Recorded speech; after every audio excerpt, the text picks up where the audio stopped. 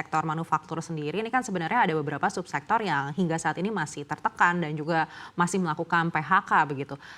Apakah dengan pembangunan mega proyek ini sebenarnya juga bisa membantu sektor yang tertekan ini?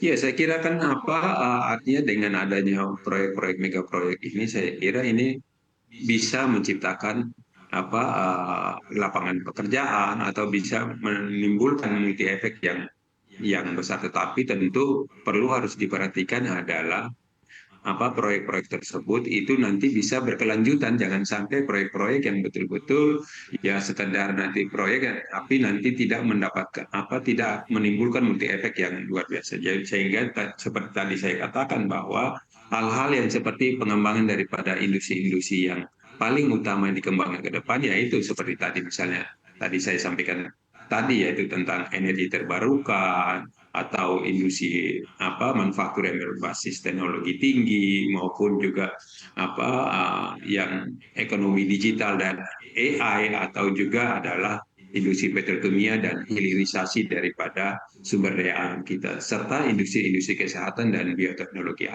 Industri-industri ini, sektor-sektor inilah yang tentu perlu dikembangkan ke depannya untuk kebutuhan kita ke depannya. Baik, lalu apa saja tantangan yang selama ini secara historil ini sudah menjadi sebuah tantangan untuk di sektor perindustrian? Ya, yang tentu pasti peluang dan tantangan buat bagi pelaku usaha tentu ada. Nah, tentu kita lihat peluangnya misalnya kita Indonesia ini memiliki pangsa pasar yang cukup cukup besar. Di samping itu juga adalah kita mempunyai tenaga kerja yang boleh dikatakan berlimpah atau cukup banyak dan sumber daya alam kita kan cukup kaya. Kita akan kaya akan sumber daya alam. Nah, ini tentu merupakan salah satu daya tarik untuk bagaimana menarik investor. Nah, di samping itu tentu selain peluang-peluang tersebut, tentu kan kita juga mempunyai tantangan. Nah, tantangan tersebut misalnya adalah masalah birokrasi. Kita tahu birokrasi kita yang tentu ini yang sudah menjadi rahasia umum, yang kok bisa apa istilahnya itu bisa dipersulit kenapa dipermudah. Nah, hal-hal seperti ini yang tentu itu. Di samping itu tantangan yang lain adalah masalah regulasi yang sering berubah-ubah. Nah, tentu ini menjadi koreksi ke dalam yang tentu harus kita rubah. Kita betul-betul lakukan karena kita tahu bahwa kadang-kadang regulasi yang suka berubah-ubah sehingga membuat investor apa menjadi ragu. Hal-hal seperti inilah yang tentu harus benahi. Nah, di samping itu juga adalah masalah infrastruktur yang kita tahu bahwa infrastruktur kita juga memang masih belum memadai, masih sementara berkembang. Tentu ini yang betul-betul harus dilakukan oleh pemerintah agar infrastruktur dalam hal ini baik pelabuhan atau juga infrastruktur jalan menuju ke sentra-sentra industri itu betul-betul harus menjadi bagus sehingga logistik cost kita menjadi lebih ekonomis. Nah, inilah yang tentu menjadi tantangan buat kita dalam hal ini pemerintah untuk bagaimana membenahi. Yang paling utama adalah kepastian hukum tentunya dalam hal ini.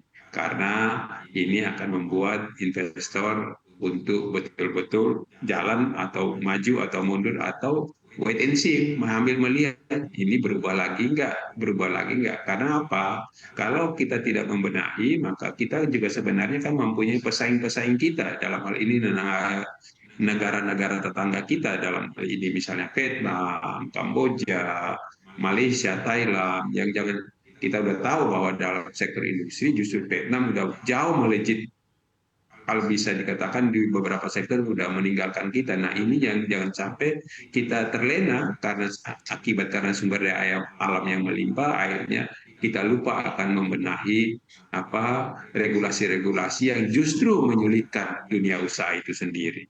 Baik, masalahnya selain dari birokrasi, kepastian hukum, dan juga infrastruktur yang disampaikan, bagaimana dari segi pendanaan sendiri, di mana kita tahu juga kadang ini juga masih menjadi kendala untuk dunia usaha?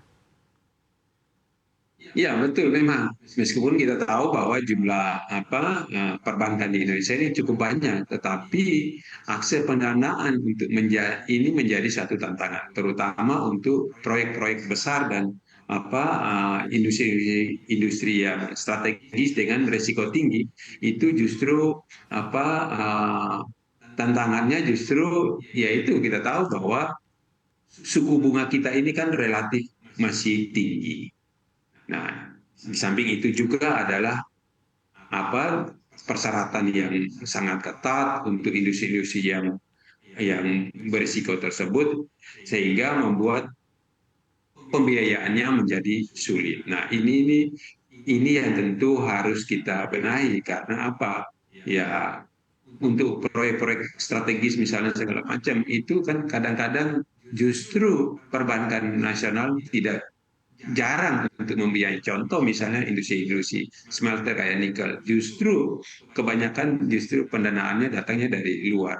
Nah, justru dari dalam negeri sendiri masih takut untuk masuk ke sana. Saya nggak tahu hitungan perbankannya seperti apa, tapi inilah yang tentu harus kita benahi. Di samping itu juga bunga bank kita juga memang harus lebih kompetitif sehingga industri kita di dalam negeri ini bisa lebih tumbuh. Nah, saat ini kita tahu pemerintah sudah membuat satu badan yang namanya Danantara. Tentu Danantara ini kan rencana untuk mengelola satu investasi untuk tujuannya adalah bagaimana untuk membangun proyek-proyek strategis. Misalnya dalam hal ini tentang hilirisasi logam baik nikel, boksit maupun tembaga. Di samping itu juga adalah pengembangan pusat data untuk kecerdasan daripada apa uh, uh, kecerdasan buatan. Nah, di samping itu juga adalah pengembangan daripada industri petrokimia, agriculture atau produksi pangan maupun protein serta industri ini pengembangan daripada energi terbarukan. Nah, inilah yang tentu perlu menjadi sorotan sehingga pendanaan dan bunga bank untuk proyek-proyek seperti itulah yang harus menjadi lebih efisien dan menjadi lebih ekonomis.